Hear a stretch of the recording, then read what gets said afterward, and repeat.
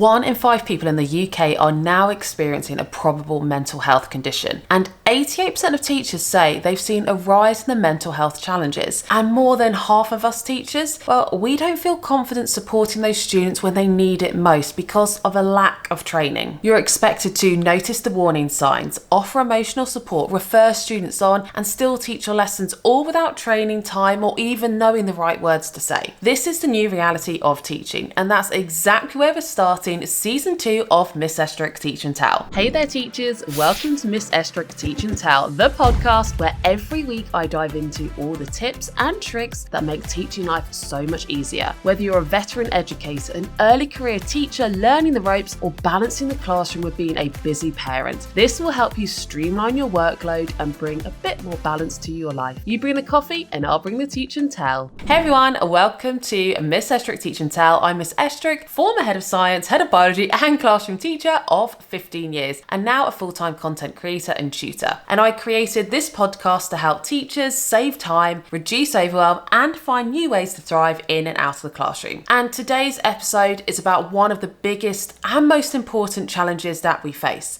How can we support student mental health when we're not counsellors and we're already running out of time and we're running on empty, but we desperately want to make sure we are helping the students that need that help? Well, in today's episode, to help us tackle these really difficult topics, I'm joined by Iuri Melo, a licensed therapist with over 20 years of experience, a best-selling author and the co-founder of SchoolPulse, which is a daily text-based wellbeing platform designed to support students and reduce the mental load on schools. But I'm sure he'll tell you all about it very soon, because in this conversation we are going to explore why so many teachers feel stuck when it comes to knowing how to support students with their well-being, what proactive factors actually look like in a school setting, and what SchoolPulse does and how it fits into real classrooms, and what small realistic actions teachers can take to make a difference even without specialist training. Let's get into it. So welcome Iuri, and thank you so much for coming on today's episode to share what is such a valuable insight and information for one of the biggest challenges that we are seeing in secondary schools in the UK. I'm sure you're seeing it in the US as well, and that is mental health. So for anyone that is new to you, new to your work, could you just introduce yourself, share a bit about what led you to create SchoolPulse and got you to where you are today? Yeah, man, I would love to, Katie. First of all, it's just rad. I'm just excited to be here with you, in part because you and I caught up a little bit, and my son is spending a little bit of time in the UK, and so I somehow feel connected to Great Britain, which is wonderful. But anyways, I'm actually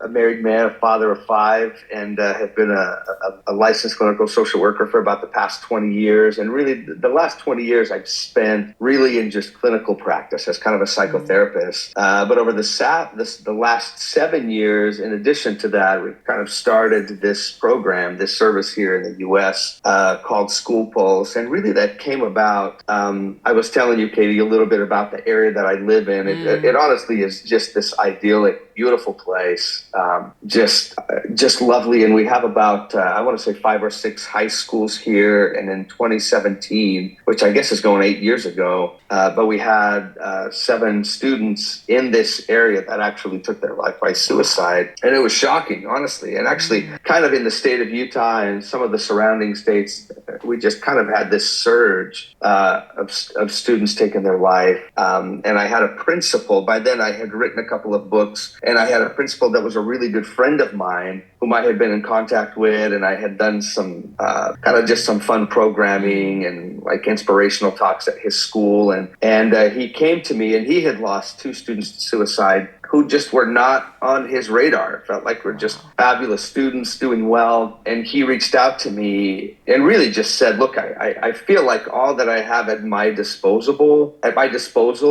are just reactive tools. Like in a sense, we're kind of passively waiting for a crisis to happen, and then it happens. And then, and then we all do the best that we can to kind of manage, right? And to get back to whatever it is that we're doing. And so him and I actually began kind of this series of conversations about like what what can we do to be a little bit more proactive, right? So not just like a fire extinguisher on the wall, right, that we break, when something happens, but something a little bit more preventative, right? Something more proactive, something more engaging. And him and I met here and there. And, later on, I was busy, and he was certainly very busy as a principal of a school. By the way, is that how they say it? Or is it a headmaster or a principal? What do you call them in England? It's normally head teacher. So head teacher is normally what we go for, yeah. Not that they usually do much teaching, which is strange, but yeah, normally head teacher. I appreciate that. I love that. So, but anyways, I actually ended up meeting with another good friend of mine who was a software engineer, and I was kind of we were just having lunch and talking about lots of fun and business ideas, and he really liked this concept, and he wanted to build technology for good. And so he said, hey, I want to do something with that, and why don't we begin by just proactively texting students? And that's actually where we began. It was like literally he put together a little program, I put together some texts, and at that point it was all of these little canned messages, and we've certainly evolved since then. And we started with him about 1 or 2 months at that school, where we would just proactively text students these little questionnaires just to get them to engage, and then we would provide them with some content. But since then, we've gone from kind of sending out proactively 1 text a week to at one point we were actually sending 3, and now we've kind of gone back to 2 because students feel like 3 is too many, and so we're at 2 texts a week. And if you can kind of see this little QR code, at least in the US, you can kind of scan that and it immediately opens to your text, and that's how you actually opt into our service. It's not an app, it's not something that people have to put their username or password. You scan that, and from that moment on, if you're a student, we actually proactively text you every Tuesday and Friday. Every Tuesday we have just the most exceptional videos, and I'm sure we'll talk about those because teachers use those a lot in their classrooms. And then on Friday, we provide a mixture of questionnaire and other inspirational content that's meant to just elevate kids' mindset, their perspective, their psychology. And then in addition to that, when students engage back, we have a live team, an entire team that is just kind, that's gentle, that's supportive, that's enthusiastic, and that's well-trained, that supports students throughout the year. And so, Katie, when I say that, everything that you saw as a teacher, I'm certain, right, for dear students who are just, actively suicidal or self-harming, or whose parents have passed, or whose parents are going through a divorce, or whatever else. They're lonely, they're being bullied, etc. We deal with all of those and are just providing life-saving interventions. But more than that, and I think that that's the important part, is we're often, I feel like psychologically speaking, and this is the same thing in the field of psychology and especially in therapy, right? We're so focused on the risk factors, right? That we sometimes forget about the protective factors. And that's really what at SchoolPulse, what we try to do is we try to proactively engage students and provide them with an extraordinary mindset that will protect them, right? From situations like that in the future. And so if I were to say, what is the overall philosophy of SchoolPulse? That is exactly it, is to deliver to students in a proactive way just the most extraordinary mindset and strategies that they can utilize and that they can feel more joyous about. And so that's one of the big psychological tenets of SchoolPulse, right, is we kind of based on kind of growth mindset and positive psychology. And one of the things that we've learned over the years, right, is that success revolves around happiness and not the other way around, right? And I'm sure, Kate, if you look throughout your own life, right, whether as a teacher or as a mom or as a spouse or a partner, whatever, like when we're happier, right, like we're just better, right? We just, like, we're more patient, we're kinder, we're more optimistic, like our mood is up. And so the study of positive psychology is really the study of how to help people feel better, how to help them feel more hopeful, more optimistic, more joyful, versus kind of, I guess I would say, the typical field of psychology, which is really risk-based. It's more of that medical model of, like, we're just looking for the risk, right, and then intervening, I guess similar to what a hospital is, right? You break your arm, you go to the hospital, you get fixed.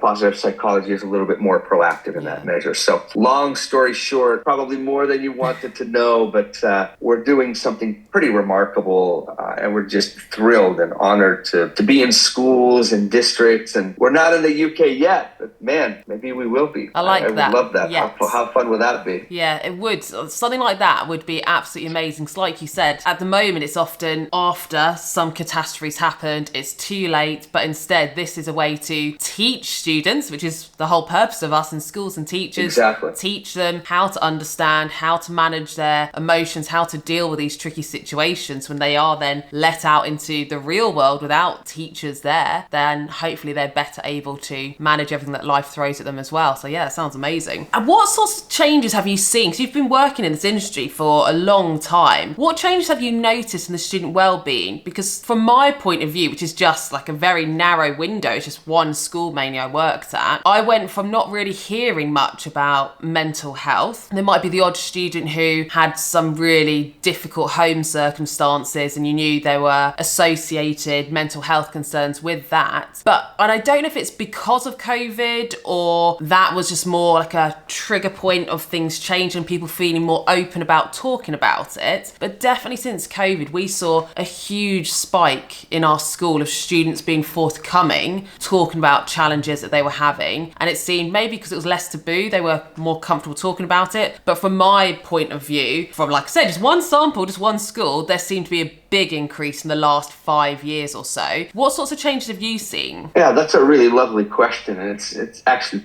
quite complex, I think. Yeah. I'll let me just answer directly. As far as what we have seen, especially here in the U.S., and I can't speak quite as I guess intelligently about what's happening in the UK, although I would imagine it's somewhat similar. But there's actually a lovely book that you would probably enjoy. In fact, you've probably read it. It's called The Anxious Generation, but it talks a little bit about it, and it attempts to answer the question that you're asking, right? Which is really within this last 10-year span, right? What has happened, right? I mean, if you look at all of the metrics, right, when it comes to teen mental health, to adolescent mental health, like, I mean, everything is trending in the wrong direction, right? Like, kids are more suicidal than they've ever been. They report feeling more sad, more anxious, like cases of like sexual assault are up for teens. Like, so in fact, here, like the Surgeon General, I mean, called kind of this mental health crisis, like the defining crisis of our time, right? And like I said, I don't know exactly that. And so there are a variety of issues, right? It's rarely just one thing, right? It's, you know, all the way from, I think in The Anxious Generation, he talks a little bit about kind of overprotective parents. And then, of course, the main crux of his argument really comes in, and it's just this incredibly rapid advancement in technology, specifically with smartphones, and not so much just focused on social media, but really just that advancement of that smartphone, which is just so unbelievably captivating, right? I mean, these little instruments are just remarkable. And I find that when a person is in there, they're no longer where their feet are, right? They're elsewhere, right? But I think he makes a very compelling argument that has a significant role, is kind of this rapid advancement in technology. And our dear youth, unfortunately, are kind of caught up in this circumstance, and we've placed it in their hands. And I'm actually quite optimistic about it. I think our children will actually figure that out, certainly. But right now, I think that there's a pretty significant amount of data that suggests that there's been a negative impact on their social, right, on their psychological, on their emotional, on their even academic and style-wise. And I think that actually feeds into, very briefly, I'll talk about here, is I actually feel like sometimes mental health, and I say mental health more specifically, like on the negative side of mental health. And what I mean by that is on the illness side, right? Yeah. How depressed we are, how anxious we are, how traumatized we are. I actually feel like there's a bit too much of an emphasis there, which is why I've been in that field, right? I mean, for 20 years, that's why people come to see Iuri, right? Is they don't come to see Iuri because everything is great and they want to just do awesome. They come to see Iuri because their pain has reached such a threshold that they're like, I can't do it anymore. I'm depressed. I can't get out of my bed. My marriage is falling apart. I'm anxious. I'm having panic attacks. And that's when people usually walk into Iuri's office. It's not because they want to develop this extraordinary mindset that will allow them to live an extraordinary life. And I actually think that some of the conversation around mental health is overly focused on the negative side of our psychology. And I think some of that abundance of information online, on our phones, on TikTok, on Instagram, on Snap, or wherever you are, I actually don't think it's very healthy for our kids. I actually think we have this phenomenal brain inside of our cranium that loves to label. And I actually think we're doing our children a bit of a disservice by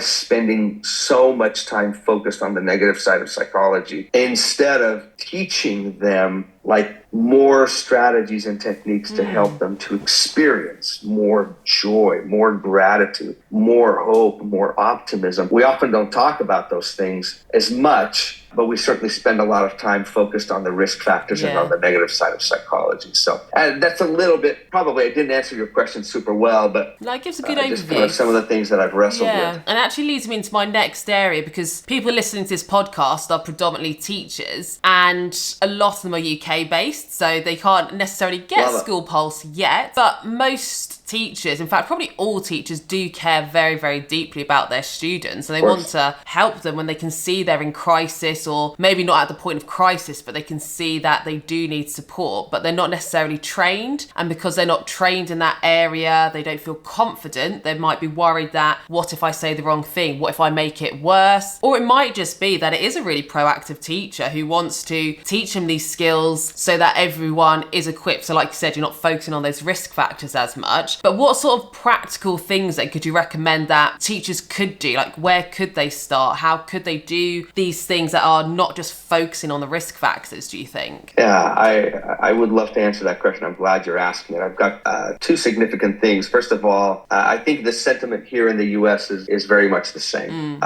which is, whether you're teaching history or science or math or English, or you're the PE teacher or whatever it is, right? A lot of times, and some teachers really kind of dig, right, the whole psychology, and they love it and they adore it and they feel kind of comfortable. But I would say that probably the large majority don't. And especially, I think, when you begin to deal with students who maybe are trending a little bit towards crisis, or who are doing unwell, they're often unprepared, they're untrained. And our schools aren't mental health hospitals, right? I mean, that's not what they are, right? I mean, these are places of instruction and learning. And so I think we always have to manage our expectation of teachers, right? That there's only so much that they can do. And there's actually some really fabulous data there too about just the incredible amount of time that teachers like you, Katie, are spending trying to deal with mental health issues and behavioral concerns in a classroom. And that's too bad, right? It's difficult, and it is what it is, and we now have to deal with it, right? That's the problem. That's the part. We have to find a way to deal with that. And one of the tools that we actually provide schools, so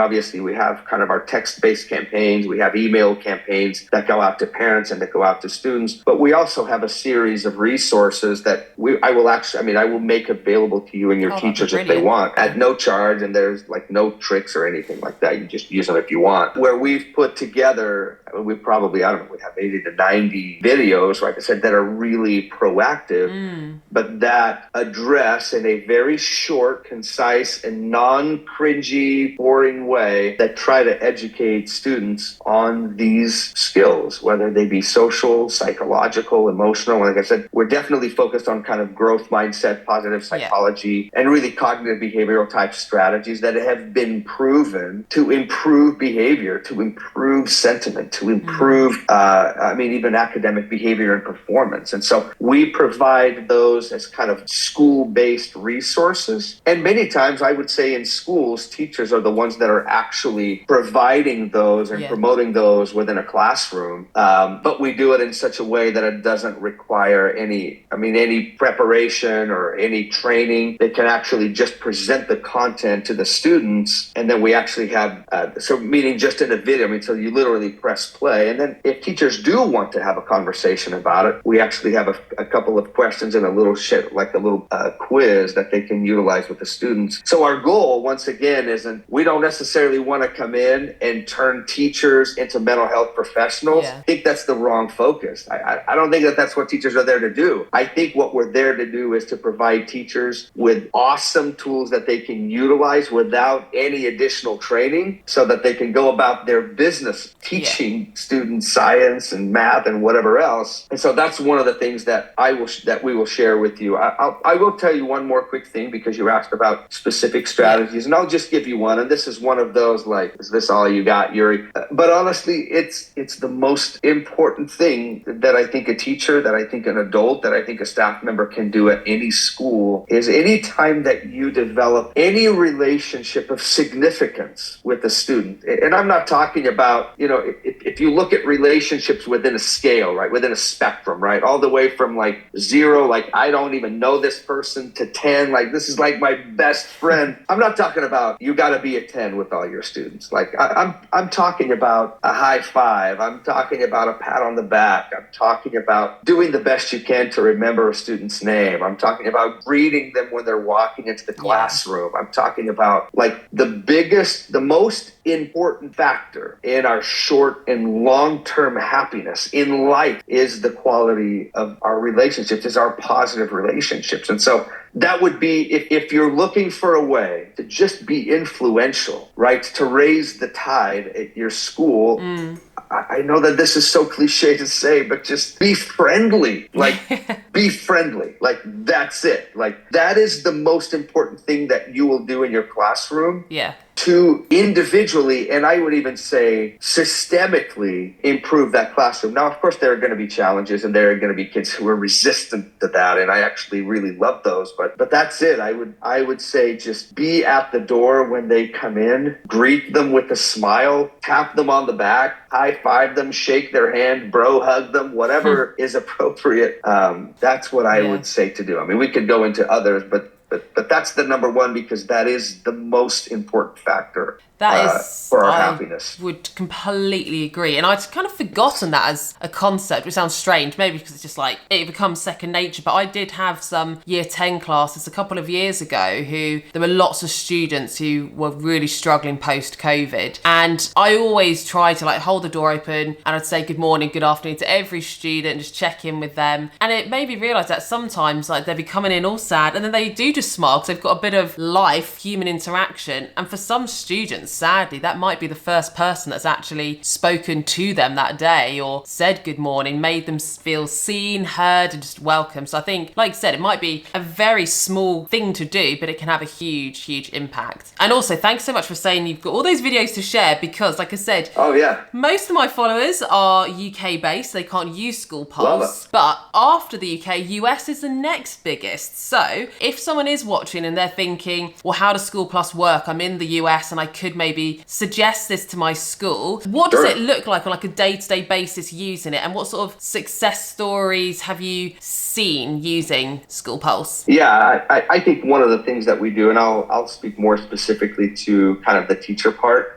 So specifically, right, I think one of the big things I always tell people that we come to the rescue of school, right? I think every school, and you kind of talked about your situation, Katie, as kind of this individual, specific thing. But the reality, I think, is that this is a pretty general concern, right? And I think schools are trying to be proactive. I think they're trying to engage. I think they're trying to be preventative because it works. Like prevention just works, right? And so I think they are looking for solutions, but they're looking for solutions that are plug and play, right? That are easy. And maybe some teachers do, right? They want to go and become, mental health experts in the classroom. I just don't think that that that's necessary. I think we can provide teachers with fabulous tools that they can use that don't cut into their already overwhelming schedule. That is like my goal, right? We're almost obsessed. We're obsessed with the idea of like, I promise we will not add any more to your schedule. Like, we're not going to do it. In fact, what we're going to do is, this is a requirement in your school, right? We have to do something in regards to this. Then we want to provide you with this plug and play and walk away solution that is providing something valuable to you, to your students, to your classroom, to the culture in your school. But then you can go back to doing what you're there to do, which is to teach, to educate, to help those students learn. And of course, right, I mean, all the other things that a teacher naturally does, like we talked about, right, just being a friend, a confidant, et cetera. So, but as far as, and I think specifically with SchoolPulse, I mean, you can go to schoolpulse.org. That's kind of our website. But I'll share some links with you for those teachers who are just interested. Yeah. For example, here in the United States, I think schools in districts, I want to use the word mandated. I don't know if that's exactly the right word, but they have to provide some sort of suicide prevention type content to their students, right? They have to provide what some people here call social and emotional learning opportunities, right, to their students, right? And so what we do, right, is we know that this is a need. We know that they're trying to meet this need, and we want to do it in the simplest of ways. And so we've just created, and like I said, this is the link that I will share with you and your teachers, all of these videos, right, that are based on two things. Number one, questions that students are actually asking us, and we provide answers in those videos. And the other ones are the topics that administrators, like head teachers or principals or district leaders, that they know, like we have these behavior issues, or we have attendance issues, or, you know, students are fighting, or they're dealing with this, or they're dealing with that. And so we provide not just content on what we call the student success side, but also we provide content for head teachers or administrators who are dealing with behavioral issues, right? Of students who may be, you know, fighting, or maybe they're, you know, making some lame, discriminatory or racist comment, whatever, in the hallways. And these administrators have to provide some sort of a disciplinary effort, but also to make it corrective. Like, these are things that here in the US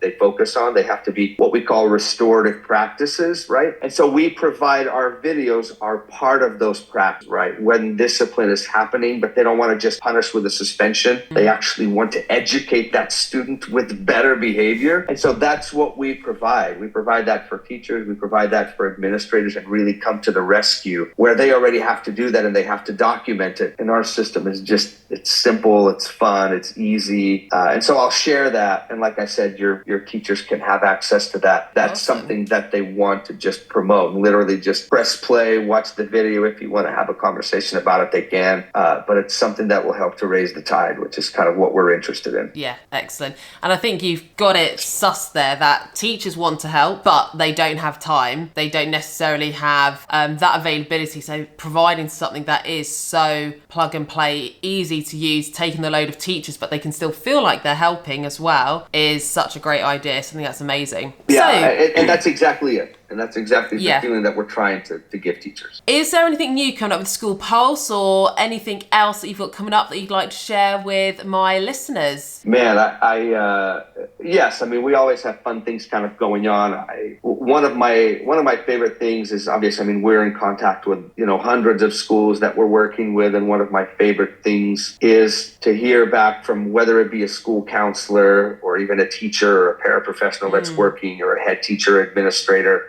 And when they ask me for specific videos, like, hey, Iuri, can you create a video about this? Or can you do one about this? I just love stuff like that. That gets me hyped. I get really excited when people are asking me to create videos based on their concerns, in part because that's our mission, right? Like, we really want to come to the rescue. But one of the things that we're actually just starting this year, and this is, I mean, there are other services that are wonderful that also do this, but it's kind of a peer-to-peer type support. So most of the work that we have provided provided is this kind of individual, right, text-based support, our email campaigns, our school-based resources. But there are a couple of other programs out there that provide kind of a peer-to-peer type service where schools kind of create these little teams, for lack of a better word, right, of students, right? And they provide, or they try to encourage these students to kind of be this positive force in the school, right? So that it's led by the students. It's a coalition that's led by the students. And we have all of this just incredible content. We believe it's the best content on the planet, right? Obviously, we're biased, but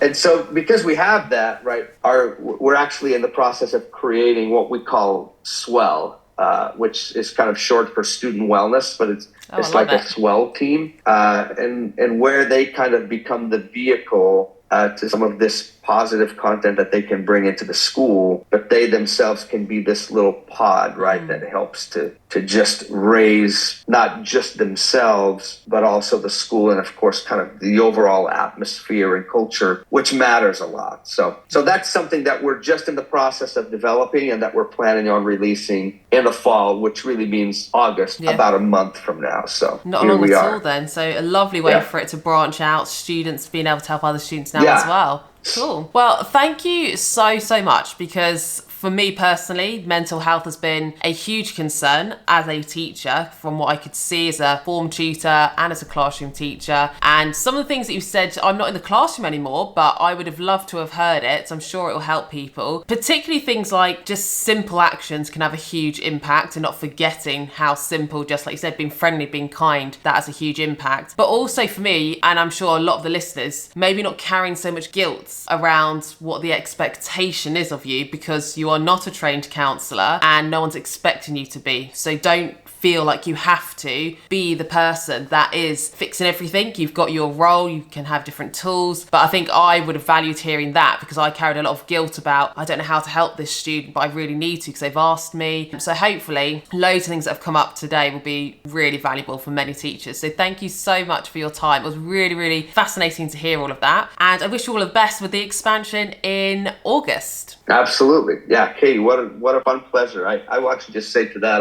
I think managing those expectations is so absolutely critical. And so I'm actually glad you finished with that, and how important it is for us to know, right, to manage our own sense of optimism and confidence, right, is to really just learn to kind of point our expectation where it needs to be, instead of not, like where we're actually kind of crossing a line into an area that's not ours to cross. And so anyways, you've been absolutely lovely, and it's just been my total pleasure being here. Cool. Thank you so much. I hope that conversation gave you both hope and permission. Hope that student wellbeing can be supported in schools and implemented at an earlier stage. So it's more about positive mindsets and how to deal with things that life throw at you, rather than just firefighting when the crisis is happening. But also the permission to recognise that you don't need to do it all on your own. So a huge thank you again to Iuri for sharing such practical advice, fresh way of thinking about our role as educators as well. And if you did want to find out more, everything that he talked about in the episode, I will link in the description for you. Hopefully I'll see you next week for episode 2 of season 2. You bring the coffee and I'll bring the teaching towel.